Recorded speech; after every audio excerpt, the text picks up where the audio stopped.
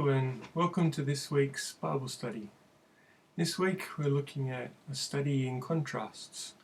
Obviously contrasts in two women, more specifically contrasts in two mothers, but even more so, contrasts in motives, contrasts in ambitions, contrasts ultimately in extreme worldliness and extreme godliness.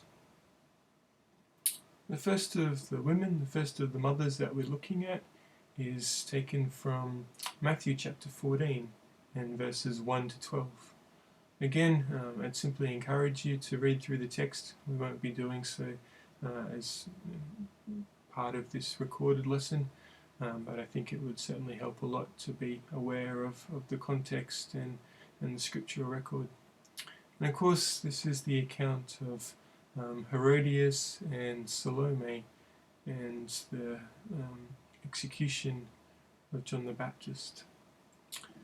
Herodias lived in Tiberias, which was the capital city built by her husband on the southwest shore of the Sea of Galilee. And she was a woman that could perhaps best be described as out of control. She was crafty, she was ambitious, she was greedy, and she was politically astute. In the end, Herodias would stop at nothing to attain what she wanted. I think this study probably needs to come with an MA warning or something like that. Obviously, it's biblical text and the Bible records the whole range of human behavior, including at its most ugly and most wicked. And certainly this setting and the behaviors in it fit into that category. Herodias and her first husband, her uncle Philip, had a daughter named Salome. When Herod Antipas, the brother of Philip and the stepbrother of Herodias' father, Aristobulus, they visited Philip, he and Herodias were immediately attracted to one another. Herod Antipas was a far more powerful man than Philip. Herodias saw her own chance for more power, a better position, and an increase in wealth. She insisted that Herod divorce his wife. She divorced her husband, and they married. This incestuous marriage was very offensive to the Jews. No doubt would be offensive to almost all humans of any dignity, I would imagine. Herodias definitely brought out the worst in Herod, as is apparent in the account of the beheading of the fearless preacher, John the Baptist. John the Baptist, who was the only one who dared to stand up and to reprove this unscrupulous couple. Herodias hated John the Baptist because he did not hesitate to publicly call her alliance with Herod sin. She wanted to sentence John to death. Mark chapter 6 in verse 19.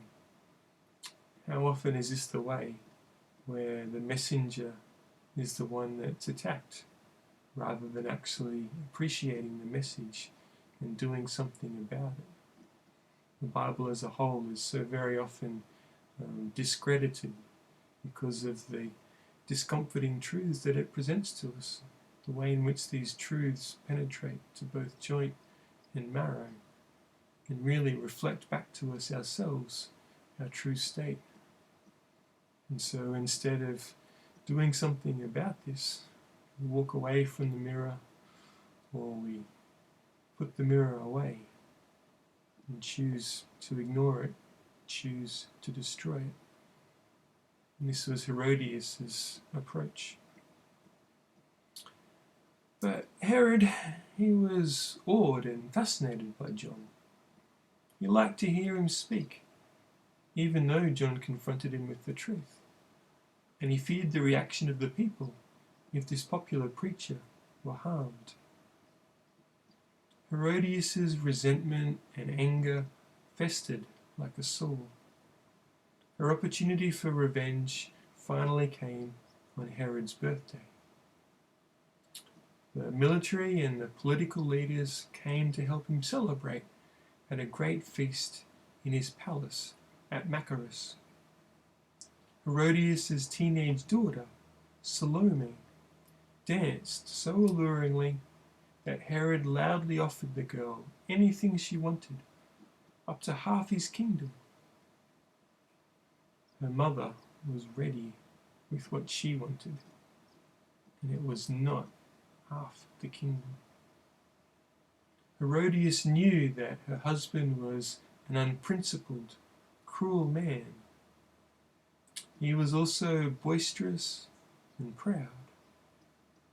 And the embarrassment of backing down on his offer to Salome in front of all these people would be a humiliation that he could not tolerate, even at the expense of an innocent man's life. Sometimes it would seem that a woman's manipulation can equal or maybe even outdo all of the political maneuvers and power available to male counterparts. It would seem that Herodias had entangled her daughter Salome in her obsession as well, since the daughter added to her mother's request. Not only did Salome ask for John's head, but she also demanded it immediately, and for a particular flourish on a platter. Obsessions of hate not only take over a person's life, but they usually infect others as well.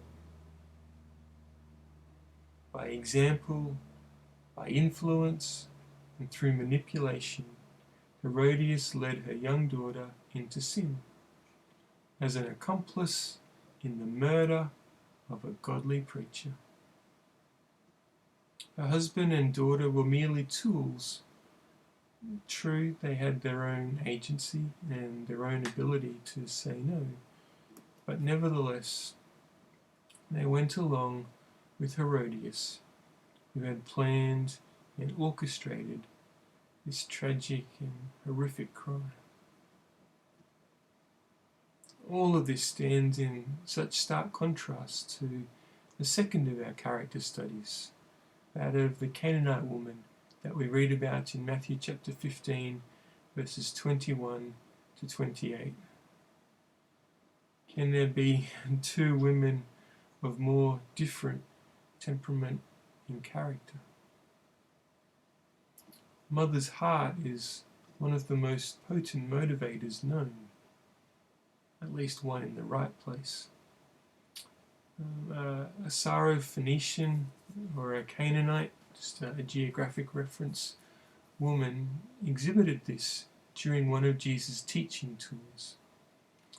We don't know her name, but we do know that this mother had insight, courage, persistence, and initiative. Evidently, Jesus' reputation had reached beyond Palestine. Most likely his healing ministry had made the news in Tyre and Sidon, but few would be bold enough to cross cultural and religious lines to approach him. This woman was one of the few. What motivated her to take such initiative on her own? I think it's pretty clear that it's her mother's heart. There were at least 3 barriers that could have discouraged her from accomplishing her task. She was a Gentile, Matthew 15:24. Not only that, but she was a Canaanite, according to verse 22. And she was a woman. We see in John 4:27 that Jesus' disciples were astonished that he was even speaking to a woman. But the magnitude of her mother's love pulled her as irresistibly as the moon pulls the tides. This mother used a threefold approach. She acknowledged Jesus as the rightful king by calling him Son of David, Matthew 15:22. She acknowledged him as her king and master by calling him Lord. And she prayed a very simple prayer. Have mercy on me, we read in verse 22. Or even more simply and plaintively in verse 25, help me. These expressions are no doubt irresistible to God, and we would do well to make similar calls to God. Her persistence during this brief encounter with Jesus revealed not only a mother's determination, but also her growing faith. It's important to note here that it was not her love for her daughter that impressed Jesus the most, though that surely pleased him. But actually, according to verse 28, it was her great faith. There's an uncanny parallel here between this woman and Rahab in the Old Testament. You can read about Rahab in Joshua chapter 2, and we'll look more in depth at her in later studies. Both women came from the hopelessly perverted Canaanites. Both showed a strong love for family. Both showed courage, persistence, and boldness by stepping away from their religious backgrounds on their own. Both evaluated Israel's God and found him superior to their gods. In fact, it's likely that they gave more credit to God than many Israelites did. And both made a commitment to Israel's God, and both ultimately received what they were seeking. We see from Scripture that God has a special understanding for a mother's heart. You can read this in Isaiah 49:15, Isaiah 66:12 and 13, Luke 13:34. More than anything else, we remember this woman's persistent, even obstinate faith. She would not give up.